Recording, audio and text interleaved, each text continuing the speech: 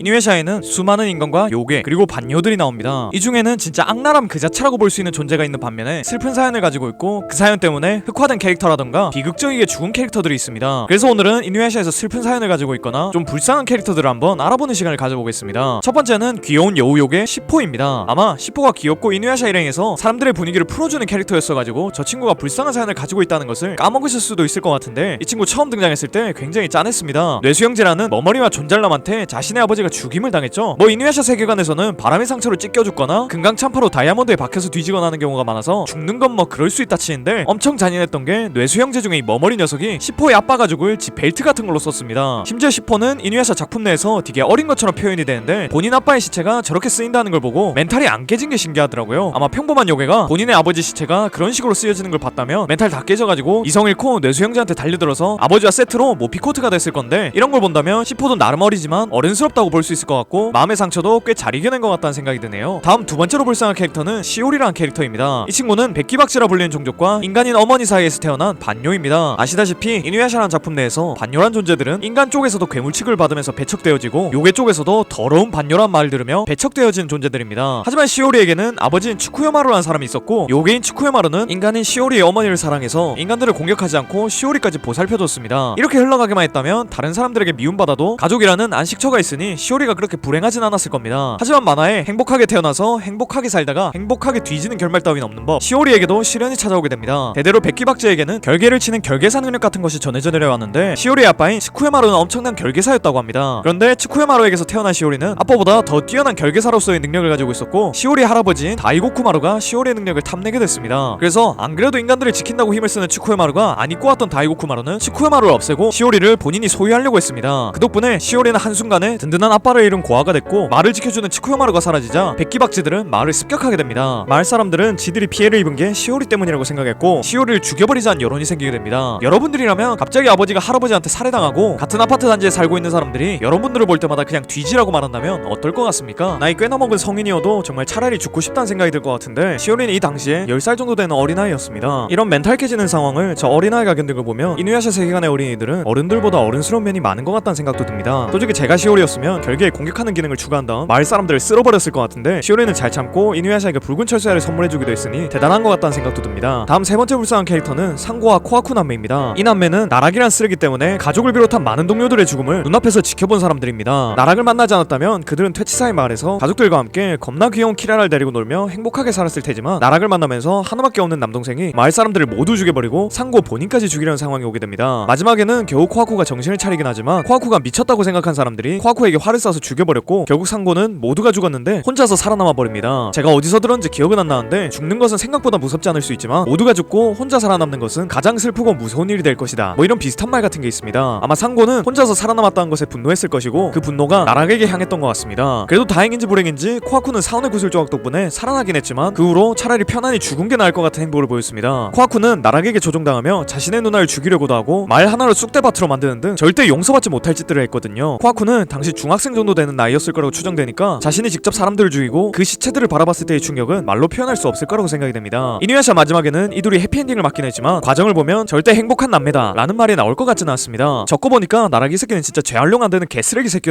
다음으로 네 번째 불쌍한 캐릭터는 원작에선 나오지 않고 애니메이션에서만 나왔던 호시오미란 요괴입니다. 이 친구는 건고노놀더라는 엄청난 요괴를 가진 검을 들고 이누야샤를 꽤나 위험한 상황까지 내몰았던 요괴인데, 사연을 들어보면 굉장히 안타까운 부분이 많습니다. 호시오미는 원래 츠키오미라고 하는 무녀와 연인관계였었던 요괴였습니다. 그래서 호시오미는 츠키오미를 지키기 위해 많은 요괴들을 퇴치하며 다녔고, 츠키오미를 지키기 위해서는 호시오미 본인이 더 강해져야겠다는 생각을 했습니다. 그래서 강력한 칼을 만들기 위해 카이진보라고 불리는 대장장이를 찾아갔고 그 녀석에게 강력한 칼을 만들어달라고 말했습니다. 하지만 카이진보는 강력한 칼을 만드는 대장장이가 맞긴 하지만 그는 자신이 만든 칼에 엄청난 도끼를 넣었고 그 칼을 사용하는 사람들을 타락하게 만들었습니다. 그 덕분에 착한 마음을 가지고 있었던 호시오미도 점점 건고노놀더 요기에 미쳐가기 시작했습니다. 자신의 연인이 미쳐가는 걸 볼 수가 없었던 츠키오미는 호시오미에게서 건고노놀더를 빼앗아야겠다고 생각했습니다. 츠키오미는 호시오미가 순순히 건고노놀더를 주지 않을 거라고 생각해서 일단 호시오미를 봉인한 뒤 건고노놀더를 각각 북쪽과 남쪽으로 떨어뜨려 놓았습니다. 그러고 난 뒤 호시오미의 봉인을 풀어주려고 했는데 힘이 다해서 호시오미의 봉인을 풀지 못한 채 츠키오미는 죽어버렸고, 봉인된 지 한참이 지나서야 호시오미는 호시오미는 봉인에서 풀려나 버립니다. 호시오미는 봉인에서 풀린 뒤 자신이 사랑했던 연인이 자신을 배신했다고 생각하여 모든 인간을 죽여야겠다고 생각했고 건건원을도를 되찾으려고 했습니다. 하지만 이누야샤 일행에게 저지를 당했고 마지막에는 츠키요미의 영혼이 가영이한테 빙의해서 모든 진실을 얘기해줍니다. 호시오미는 믿을 수 없다는 반응을 보이다가 결국 이누야샤에게 폭리파 한 대 맞고 퇴장하게 되죠. 이 친구는 참 불쌍한 게 대장장이만 잘 만났어도 츠키요미를 지켜주며 오랫동안 살았을 건데 이상한 대장장이를 만나는 바람에 비극적인 엔딩을 맞은 요괴란 생각이 듭니다. 다음 다섯 번째로 불쌍한 캐릭터는 변태법사 미륵입니다. 이 친구는 오른팔에 모든 것을 빨아들일 수 있는 풍혈이란 것을 가지고 있습니다. 이 풍혈이란 것은 미륵의 할아버지 때부터 대대손손 이어져 오고 있는 저주로 모든 것을 빨아들일 수 있는 엄청난 공격력을 가지고 있지만 결국에는 자신까지 빨아들이게 되는 엄청난 리스크 또한 있습니다. 그래서 미륵은 아주 어릴 적에 자신의 아버지가 풍혈로 빨려 들어간 걸 직접 목격했고 그런 트라우마를 가지고 커갔습니다. 그 어린 시절에 자신의 아버지가 자신의 팔에 빨려 들어간 걸 목격하고 자신도 곧 아버지처럼 저렇게 죽는다는 걸 알고 있는 상태로 커갔던 미륵의 멘탈은 어땠을까요? 뭔가 미륵도 언제 뒤질지 모르니까 노 밖으로 여자들 엉덩이 만지고 보는 여자들마다 야스해달라고 했던 거일 수도 있겠다는 생각이 듭니다. 다음 여섯 번째로 불쌍한 캐릭터는 세쇼마루입니다. 언뜻 보면 세쇼마루는 강력한 요기가 담겨있는 투기신도 다룰 수 있을 정도로 강하고 뭐 몇 살 연하인지 가늠도 안 되는 여자친구를 가지고 있으며 죽으라고 하면 죽을 수도 있는 시종도 데리고 있어가지고 전혀 불쌍하다는 생각이 안 들 수도 있는데 세쇼마루의 가정사를 들여다보면 정말 불쌍하다는 말이 저절로 나올 겁니다. 지금부터는 세쇼마루의 상황을 현실 버전으로 한번 들려드리겠습니다. 여러분들에게는 대기업 부장쯤 되는 아버지가 있습니다. 여러분들은 아버지를 자랑스러워했고 아버지의 말이라면 다 따를 자신이 있었습니다. 근데 갑자기 아버지가 침팬치랑 바람을 피더니 그 사이에서 나온 반인 반친 금수아들한테 본인이 가지고 있는 땅을 전부 다 주고 여러분들한테 그 땅의 일부분을 줬다고 생각하시면 기분이 어떨 것 같습니까? 지금 세쇼마루의 상황이 여러분들의 상황이랑 똑같습니다. 아버지 유산을 전부를 할 수 있는 철새아는 반요놈이 가져갔고 그나마 아버지한테 받은 천생아란 검은 사실 반요가 가지고 있던 칼의 일부분이라니 되게 절망적인 상황이라 볼 수 있습니다. 뭐 마지막에는 철새아에 대한 미련을 버린 덕분에 폭쇠아라는 자신만의 검을 찾았다는 식으로 나와 있는데 전 솔직히 이게 말이 안 된다고 생각합니다. 여러분들은 아버지가 유산으로 강남에 있는 빌딩을 하나 남기셨는데 그걸 침팬치한테 줘버리고 여러분들한테 저 건물에 대한 미련을 버려라 라고 말하면 미련을 버릴 수 있겠습니까? 이건 세쇼마루가 부처 멘탈이라서 견뎠던 거지 상황이 바뀌어서 이누야샤가 그런 일 당했으면 바로 요괴 모드 돼가지고 그냥 다 죽여버리겠다 하면서 난리쳤을 것 같네요. 다음 일곱 번째로 불쌍한 캐릭터는 칸나입니다. 칸나는 카라의 언니 같은 존재로 말없이 나락의 말만 들으며 거울을 들고 다니는 캐릭터입니다. 많은 분들이 카라만 자유를 원했다는 식으로 기억을 하실 수도 있는데 칸나 역시 자유를 원했지만 반항을 하지 못해서 그냥 나락의 명령을 들었던 캐릭터입니다. 칸나는 마지막에 자신의 몸을 부숴가면서 나락의 명령을 들었지만 이누야샤 일행을 없애지 못했고 이누야샤 일행은 칸나에게 그냥 나락에게서 벗어나 자유를 누리라고 말합니다. 그 말을 듣고 있던 나락은 칸나를 자폭시키려고 했고 이누야샤 일행에게 더 많은 피해를 주기 위해 다가가라고 말했지만 여기서 처음으로 칸나는 나락의 명령을 거부하려고 했었습니다. 그리고 마지막에 목숨을 잃으며 가영이에게 나락을 죽일 수 있는 단서를 주고는 죽게 됩니다. 만약 칸나가 나락의 분신이 아니라 감정을 가진 독립적인 사람이었다면 더 나은 삶을 살지 않았을까 라는 생각이 들었습니다. 다음 여덟 번째로 불쌍한 캐릭터는 칸나처럼 나락의 분신인 카라입니다. 나락의 분신들은 거의 다 악독한데 카라와 칸나는 정도 많이 가고 불쌍한 캐릭터였습니다. 극 초반부에 나온 나락의 분신이라 그런지 후반부에는 이누야샤 일행에게 도움도 줘서 퇴장할 때 굉장히 슬펐죠. 특히나 카라가 죽는 장면은 이누야샤 최고의 명장면이라고 부를 수 있을 만한 장면이었습니다. 카라에 대한 영상은 제가 만든 적이 있어서 더 자세한 설명은 안 하겠지만 자유를 바라다가 결국엔 목숨을 잃어버린 캐릭터라 불쌍한 캐릭터에 안 넣을 수가 없었습니다. 다음 아홉 번째로 불쌍한 캐릭터는 7인대의 이중인격자 스이코치입니다. 어쩌면 다른 인격이 사이코 살인마라 전혀 불쌍하지 않다고 생각하실 수도 있을 것 같은데 만약 여러분들이 잠시 정신을 잃었다가 정신을 차려보면 항상 자신의 손과 얼굴에 피가 묻어있다고 생각해보면 어떨 것 같습니까? 스이코치는 사이코 살인마가 아닌 인격은 사람들을 보살펴주고 피를 싫어하는 의사였습니다. 그런 사람이 정신을 잃었다가 돌아올 때마다 사람이 죽어있고 자신의 손에 피가 묻어있는 걸 안다면 많이 견디기 힘들었을 것 같습니다. 물론 스이코치가 살인을 했던 과거는 지워지지 않고 스이코치가 개쓰레기인 것도 맞지만 마지막에서야 정신을 차리고 금강에게 더 이상 죄짓기 싫으니 자신을 끝내달라고 말한 것을 보면 본인도 사이코 살인마 인격 때문에 힘들지 않았을까 하는 생각이 있습니다. 마지막 열 번째로 불쌍한 캐릭터는 금강입니다. 금강 역시 제가 영상으로 이미 만들었어서 길게 설명은 안 드리겠지만 저는 금강이야말로 이누야샤 세계관에서 제일 불쌍한 캐릭터라고 생각합니다. 사랑을 해서 죽고 다시 되살아나서 사랑하는 사람을 증오하다가 결국에 자신을 죽였던 사람에게 다시 죽어버렸으니 이보다 불쌍한 캐릭터는 없을 것 같다는 생각이 드네요. 이렇게 오늘은 이누야샤 세계관에서 가장 불쌍한 캐릭터 10명을 알아봤습니다. 아마 제가 깜빡하고 빠뜨린 캐릭터도 있을 것 같고 여러분들이 봤을 때 안 불쌍한 캐릭터도 있을 것 같다는 생각이 듭니다. 여러분들이 생각하는 불쌍한 캐릭터가 있다면 댓글로 의견 나눠주시면 좋을 것 같네요. 이런 영상 봐주셔서 너무 고맙고 전 더 재밌는 영상으로 돌아오겠습니다. 그럼 다음 시간에 만나요.